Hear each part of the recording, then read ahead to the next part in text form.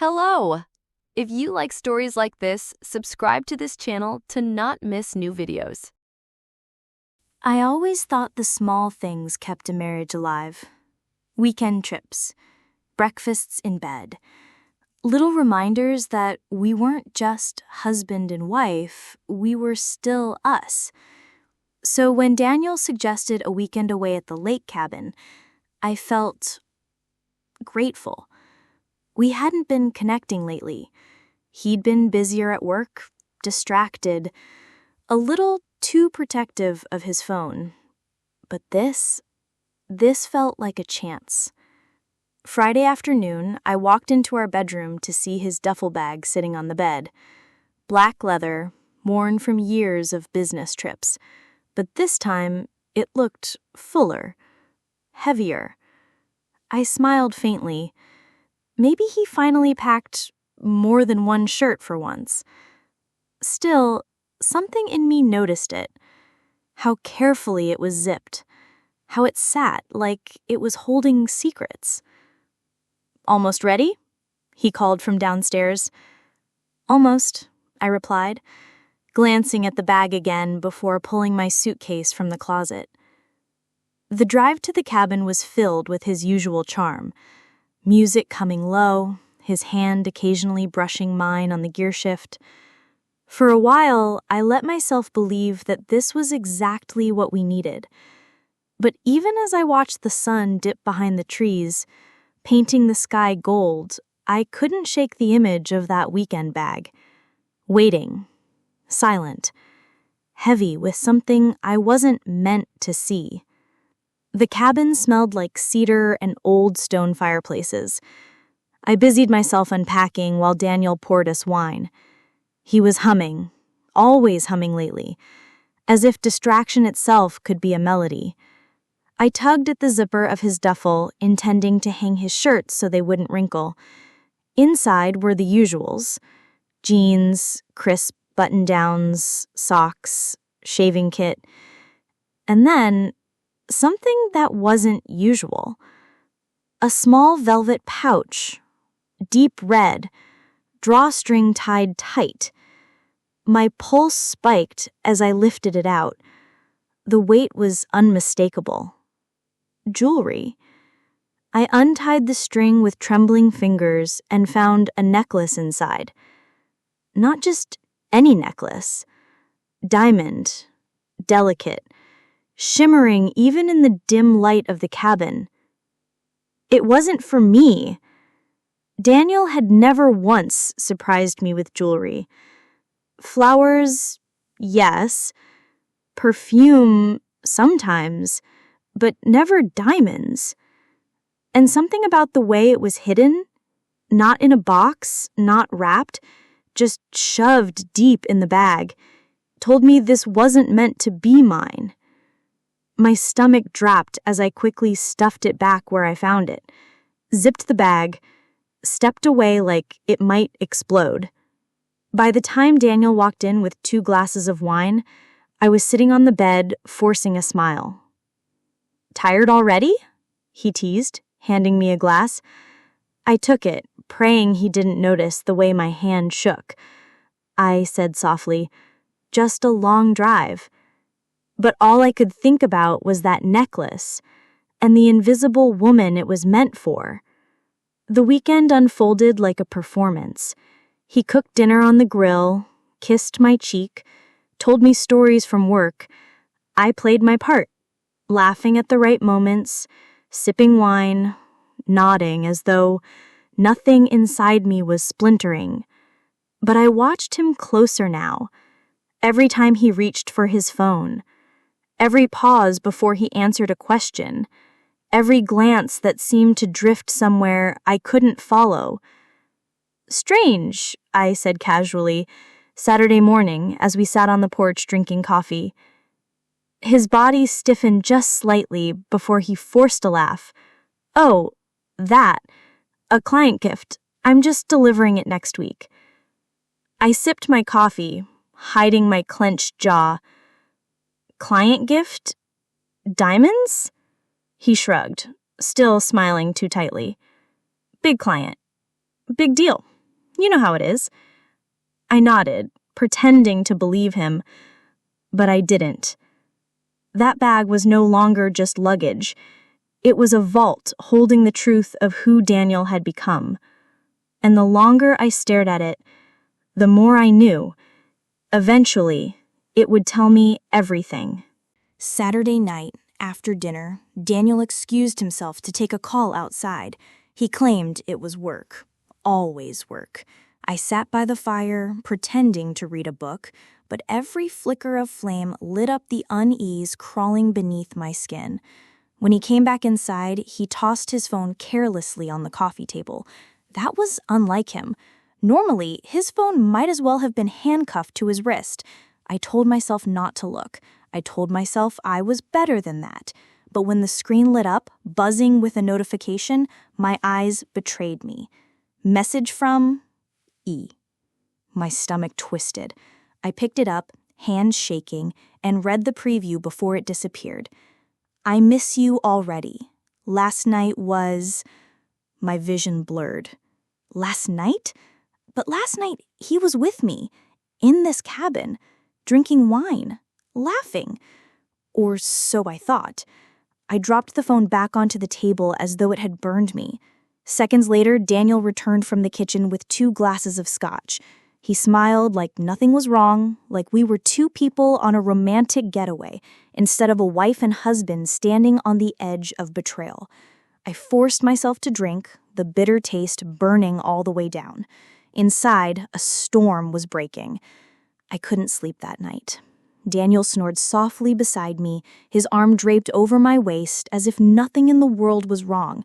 I stared at the ceiling, my mind replaying the message again and again. "I miss you already. Last night was..." Had he left the cabin while I slept? Had he slipped away for an hour under the excuse of a phone call? Or worse, was last night not literal, but just a memory she was clinging to? By late afternoon, I couldn't hold it anymore. The lies, the necklace, the message, they all swirled inside me until I felt like I'd drown if I stayed silent. We were sitting on the porch, watching the lake ripple under the fading sun, when I finally asked, "Who is she?" Daniel stiffened. His hand tightened on his glass. "What are you talking about?" I turned to face him fully, my voice trembling but sharp. "Don't. Please don't insult me with more lies. I found the necklace. I saw the message from E. Just tell me the truth." His eyes darted to the horizon, as though the lake might offer him an escape route. Silence stretched between us, heavy and suffocating. Finally, he spoke, his voice low. "It's not what you think." I laughed bitterly. "It's never is it? That's what every guilty man says." His jaw clenched. "It was supposed to be over." My chest constricted. The words hit harder than a confession. Supposed to be, meaning it wasn't, meaning it had been real. The bag sat by the door, its silent weight mocking me. I stared at it, then at him. "This marriage," I whispered, my voice breaking, "was supposed to mean something." And in that moment, I knew nothing would ever be the same again. He didn't chase me when I stood up from the porch. He just sat there, staring at the glass in his hand like it held answers. That silence said more than any denial ever could. "Supposed to be over," I repeated, my voice raw. "How long?" Daniel finally looked at me. His eyes weren't the eyes of the man I married. They were tired, shadowed, guilty. "Almost a year." The words cracked through me like thunder. A year. 12 months of mornings where he kissed me goodbye, nights where he made love to me, holidays where he held my hand under the dinner table, while all the while, there was her. "Who is she?" I asked again, my voice trembling. He swallowed hard. "Elena. From work. It wasn't supposed to happen, but then it did, and I couldn't stop." The name etched itself into my bones. Elena. a stranger who had stolen pieces of my life without my permission. I wrapped my arms around myself, suddenly freezing despite the warm evening air. And the necklace. He hesitated, then whispered, "Her birthday." The ground tilted beneath me. Not even guilt kept him from bringing her a gift on our weekend away. I wanted to scream, to throw the glass at him, to make him feel the shattering inside me. But instead, I walked inside, sat on the edge of the bed, and stared at that cursed bag. The bag that had carried not just clothes and cologne, but betrayal, secrets, and another woman's love story. The rest of the night blurred. Daniel tried to talk, tried to explain. I shut him out. He followed me through the cabin like a shadow, every word tumbling from his mouth like excuses. It didn't mean anything. I never stopped loving you. I was confused. I thought I needed something new, but it was always you. Each sentence sliced me deeper, not because I believed him, but because I didn't. At midnight, I zipped up my suitcase. The sound was sharp, final. "Where are you going?" His voice cracked. "Home." "Don't do this," he begged, his hand reaching out like it always had, like I would fold back into him the way I'd done 100 times before. But I didn't. I stood tall, my eyes burning. "You already did this, not me." For the first time in years, I saw fear in his eyes. Real fear, not of losing me, but of facing the wreckage he created without the comfort of my forgiveness. The weekend bag sat by the door, untouched. I looked at it one last time and whispered, "You packed your lies right next to me and thought I wouldn't notice?" But I did. And then I left. Months later, I still remembered the smell of cedar, the crackle of the fireplace, the exact shimmer of that necklace under the cabin's dim light. Daniel tried calling, texting, apologizing. Flowers arrived on my doorstep, followed by letters filled with promises. Each one went unopened, unacknowledged. The truth was, his betrayal had ended long before the confrontation. It ended the moment he chose silence over honesty, the moment he packed that weekend bag with a necklace meant for someone else. I never confronted Alina. She wasn't my enemy. The man I shared a bed with was. Some nights, I wondered if he'd truly loved me. Other nights, I knew the answer didn't matter. Love without respect wasn't love at all. And so, the weekend bag remained in my memory, not as luggage, but as a coffin, the place where my marriage was buried. Divorce wasn't immediate. That was the cruelest part. Life after betrayal isn't clean. It drags. There were lawyers, paperwork, whispered questions from friends, and the heavy silence of family gatherings where everyone knew, but no one asked. Daniel tried. Oh, he tried. He showed up at my office once, drenched from the rain, begging for a chance to explain. "Just one dinner," he said, his voice hoarse. "Please, let me talk to you like a husband again." But the word husband felt foreign, almost mocking. I walked past him without a word.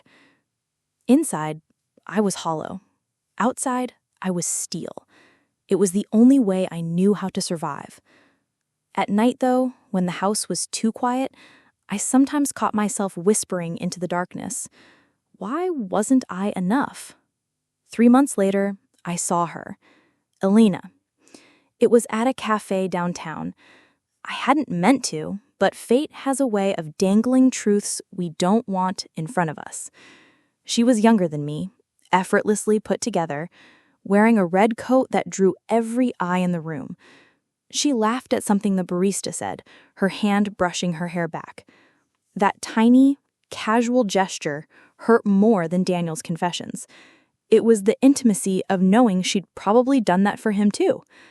She didn't see me, Or maybe she did and chose not to. I left without my coffee. My hands shook the whole way home. I told myself she didn't matter, but her face haunted me that night in my dreams. It wasn't jealousy. It was intrusion. She had stepped into my life, into my home, in ways I hadn't invited. And even though I walked away, part of me still burned for answers. Weeks later, an envelope arrived in my mailbox. No return address.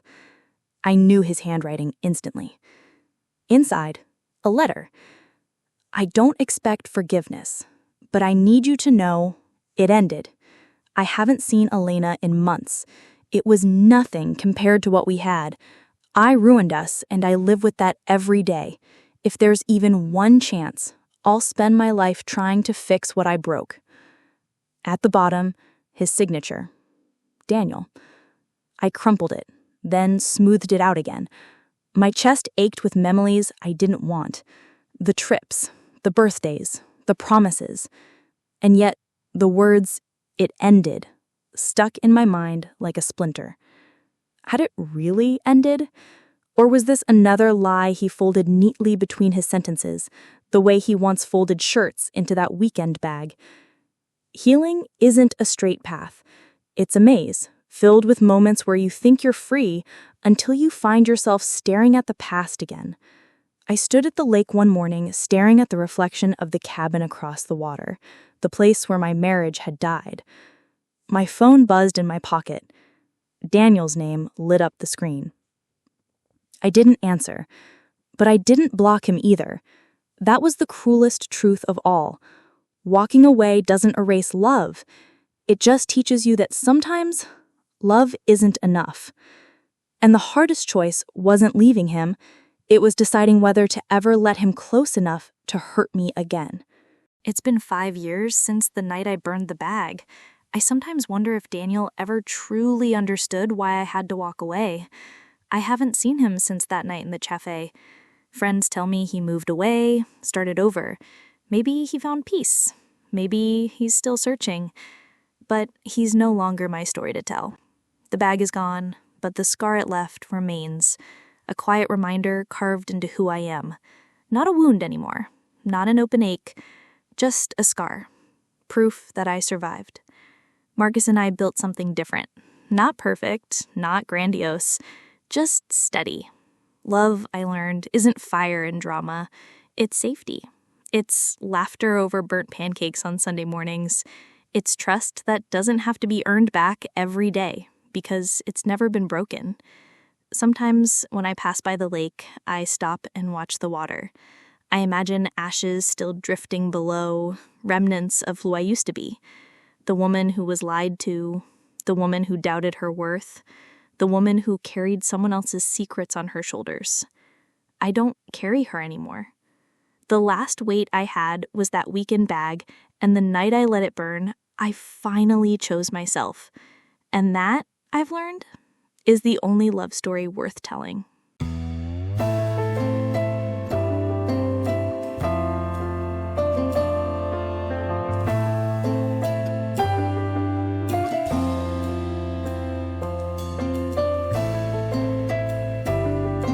Hello! If you like stories like this, subscribe to this channel to not miss new videos.